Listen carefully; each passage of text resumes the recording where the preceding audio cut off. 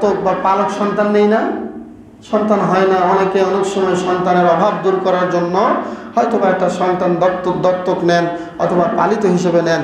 এই সন্তানের ব্যাপারে তারা বলেছে নিজের সন্তানকে যেই সম্পদ দেওয়া হয় এই পালিত সন্তানকে সেই সম্পদ দিতে হবে। নাউজুবিল্লাহ বলবেন নাকি আলহামদুলিল্লাহ বলবেন? নাউজুবিল্লাহ, এই বিধান শরীয়তে নাই। আপনি আপনার পালক সন্তানকে সম্পদ থেকে ওই মিরাজ দিতে পারবেন না যেই মিরাজ আপনার জন্মদাতা সন্তান পাবে। ওই সন্তানের ধারে কাছেও যেতে পারবে না। আপনি তাকে এমনি দান করতে পারেন, 5%, 10%, 20%, এমনি দান করে তার নামে লিখে দেন, এটা আপনার অধিকার আছে। কিন্তু আপনি যখন মারা যাবেন আপনার পতিত সম্পত্তির উপরে এই পালক পুত্র পালক মেয়ে এক চুল পরিমাণ সম্পদের অধিকার হবে না। এটা কার বিধান? আল্লাহর বিধান। কিন্তু তারা কি বলেছে? এটা মানি না, এটা সংস্কার করতে হবে। নাম দিয়েছে সংস্কার। আপনারা বলুন তো, কোরআনের চেয়ে বড় সংস্কারের কোনো কিতাব পৃথিবীতে আছে? আল্লাহ বলেছেন পাবে না, আর ওদের সংস্কার হচ্ছে দিতে হবে। ওদের দাবি হচ্ছে দিতে হবে, কিন্তু আল্লাহ বলেছেন এটা পশ্চিমকালেও সম্ভব নয়। এটা কেন করেছে এটা আমি আল্লাহ জানি, তোমরা জানো না। যদি তাই হতো তাহলে আজকে একজন সন্তান নিজের সন্তান যদি একটু আচরণ খারাপ করতো আরেকজনের সন্তানদের নিয়ে এসে সব লিখে দিয়ে দিত, হয়তো কি হইতো না এটা? তাহলে নিজের সন্তানগুলো বঞ্চিত হয়ে যেত। আল্লাহ এটা চান না, এরকম অত্যাচার আল্লাহ সহ্য করবেন না। আরো অনেক কারণ আছে সম্মানিত উপস্থিতি। তাহলে এটাও তাদের একটা সুপারিশ যে পালিত সন্তানকে পালক পুত্রকে কি দিতে হবে? সম্পদ দিতে হবে। নাউজুবিল্লাহ। তাদের আরেকটি সুপারিশ হলো শরীর আমাদের, সিদ্ধান্ত আমাদের। আমরা চাইলে পর্দা করব, চাইলে পর্দা না করব। নাউজুবিল্লাহ নাকি আলহামদুলিল্লাহ? তারা বলেছে শরীর আমাদের।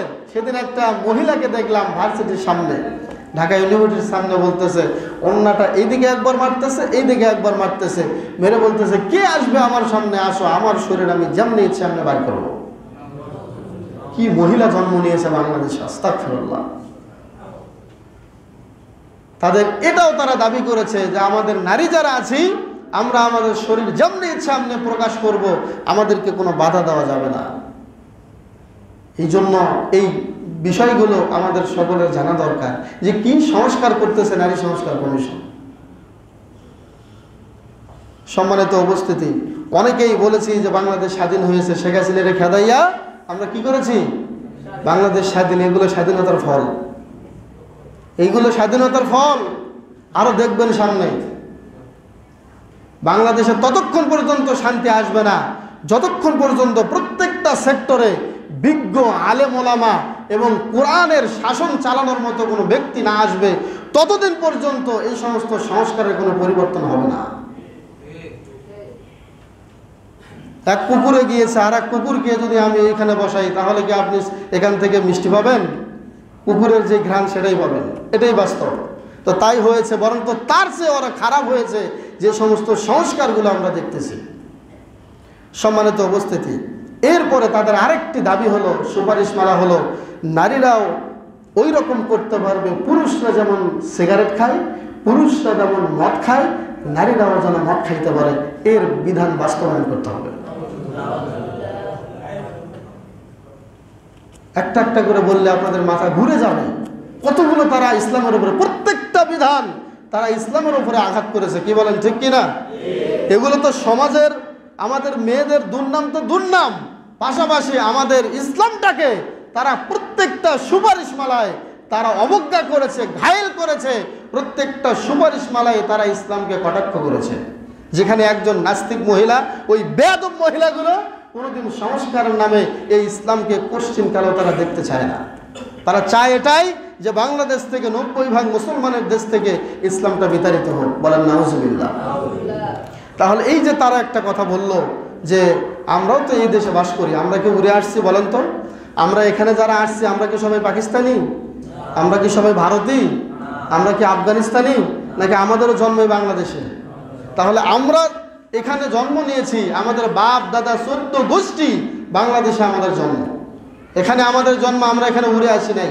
আপনারা একটা করবেন আর আমরা চুপ করে মেনে নেব, প্রয়োজন পড়লে রক্ত দেব? একটা বিধান যদি বাস্তবায়ন হয় বাংলাদেশে, দেখবেন আরেকটা উদ্বোধনের ঘটনা ঘটে যাবে ইনশাআল্লাহ। এগুলো আগে তো করেছে একটা সরকার কেন্দ্রিক, এবার করেছে ইসলাম কেন্দ্রিক। ইসলাম কেন্দ্রিক করার কারণে কোনো ব্যক্তি আর ঘরে বসে থাকবে না, আগের চেয়ে বেশি অভ্যুত্থান হবে যদি এই সংস্কারের একটা বাস্তবায়ন হয় ইনশাআল্লাহ। দেখতে পারবেন আপনারা। এরপরে শুনুন, এগুলো যারা করতেছে আসলে মূলত খোঁজ নিয়ে দেখবেন এগুলো হচ্ছে পশ্চিমা সভ্যতা। পশ্চিমা সভ্যতা থেকে এগুলো নিয়ে আমাদের বাংলাদেশে এগুলো বাস্তবায়ন করতে চায়। আপনারা হয়তো বা জানেন না, পশ্চিমা সভ্যতার চেয়ে আমাদের বাংলাদেশের পরিবারগুলো 500 বছরের হায়াত আগায় আছে, বলেন আলহামদুলিল্লাহ। তারা এখন আমাদের লাইফস্টাইল খোঁজে, তারা এখন আমাদের নবীর লাইফস্টাইল খোঁজে। আর এই বেয়াদবেরা, এই নাস্তিকেরা, এরা আবার ওই পশ্চিমা সভ্যতা আমাদের বাংলাদেশে চালু করতে চায়। তারা আমাদের ধর্ম নিয়ে গবেষণা করে, এরা আবার সেগুলো আমাদের মাঝে চালু করতে চায়। দুঃখের বিষয় সম্মানিত উপস্থিতি। এরপরে তারা আরেকটা দাবি করেছে, সামনে নির্বাচন আসতেছে, এই নির্বাচন উপলক্ষে তারা বলেছে 300 আসনে নারীকে এমপি হিসেবে আমরা দেখতে চাই। কত বড় সাহস! আমরা পুরুষরা, আমাদের কোনো ক্ষমতা নেই, মানে ওরাই দেশ চালাবে, ওরাই দেশের প্রত্যেকটা সেক্টরে বসবে, ওরাই দেশের সব শাসন করবে, আমরা পুরুষরা ওদের পিছে পিছে আসন ধরে হাঁটবো, বলেন নাউজুবিল্লাহ। 300 আসনে তাদের সংরক্ষিত। আবার কি বলেছে? কোনো প্রতিদ্বন্দ্বী নেই, কোনো প্রতিদ্বন্দ্বী দেওয়া যাবে না, মহিলার বিপক্ষে কোনো মহিলা দাঁড়াতে পারবে না। যেমন একজন এমপিতে দাঁড়ালে আর এক দলের একজন এমপি দাঁড়ান, কিন্তু তাদের দাবি হলো 300 আসন তো দিতে হবে, এই 300 আসনে কোনো প্রতিদ্বন্দ্বী থাকবে না। তার মানে বিনা ভোটে আমাদেরকে 300 আসন দিতে হবে, বলেন নাউজুবিল্লাহ। কি সম্মান তারা নিতে চাচ্ছে, কি অধিকার তারা চায়, যে অধিকার দিয়ে এই গোটা দেশটাকে নাস্তিক দিয়ে ভরে ফেলবে। সম্মানিত উপস্থিতি, অথচ আল্লাহ রাব্বুল আলামিন বলেছেন, আর-রিজালু কাওয়ামুনা আলান নিসাই বিমা ফাদ্দালাল্লাহ।